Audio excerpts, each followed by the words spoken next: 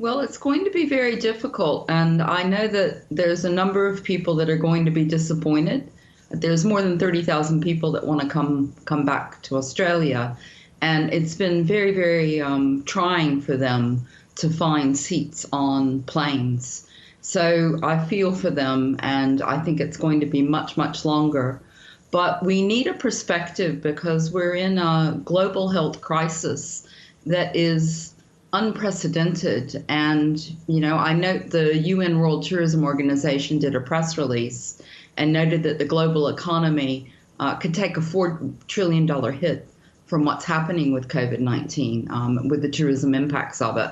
So it's unfortunate, but balancing the public health needs versus economic viability really is a very difficult path to tread in these times.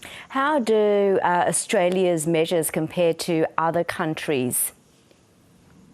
We're perhaps being a little more extreme in cutting the borders off and banning travel outside of Australia because we're an island nation, an island continent. Both New Zealand and Australia are perhaps more tough on these things. And I guess what we need now and what we're heading to are conversations about what is the right balance between public health and making sure that tourism and hospitality can prosper. I note that one thing that's very clear is just how important these sectors are to us. And I hope that we value them properly when we go through this and when we come out on the other side. Coming out on the other side is going to take a little bit longer. And we can see this in this report, these reports coming out of Europe, that there's these waves of COVID now. And this Delta variant is a real problem. Our epidemiologists are telling us that we need to be really careful.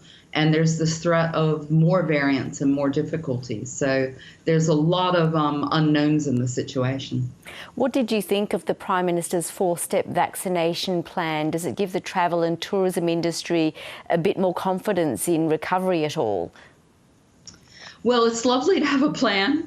I'm not going to comment on the politics of whether it's too late or, it's overdue. But certainly it is very good to hear the 4 phases, what those 4 phases contain. It's logical, it makes sense.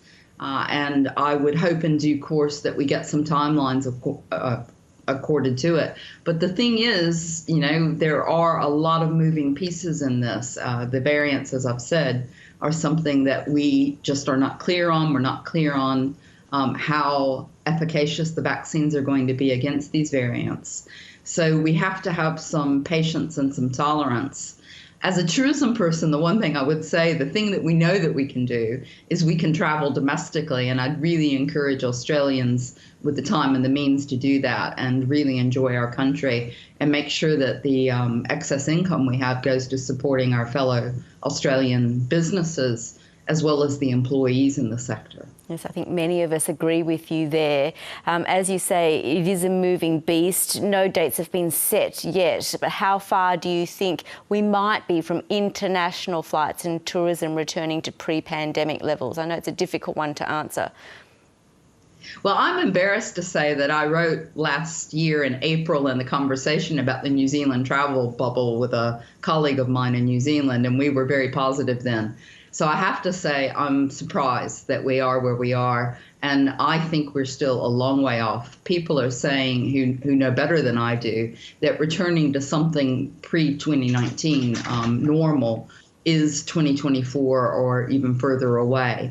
So I think we need to change our expectations and really come to grips with this change in the world that we've experienced. Because these are extraordinary times. Will be written in the history books about these times. Indeed. One thing to expect, though, Freya, is that once our borders are open, essentially, if Australians want to travel overseas, they'll need to be vaccinated. That's pretty much guaranteed. Yes. Yes, it's looking like it. That vaccine passport is going to be the pathway to international travel. I'm not sure what's going to happen to people that can't be vaccinated because I think there are some health conditions that make that difficult. But for the near future, until COVID becomes, as they say, more like a flu in our community, that vaccine is going to be the pathway for it. And so we know to try to get on that pathway back to normal, we need to embrace the vaccines and get it when we can, when it's offered to us. Freya Higgins-Desbiolles, thank you for talking to us tonight. Thank you so much.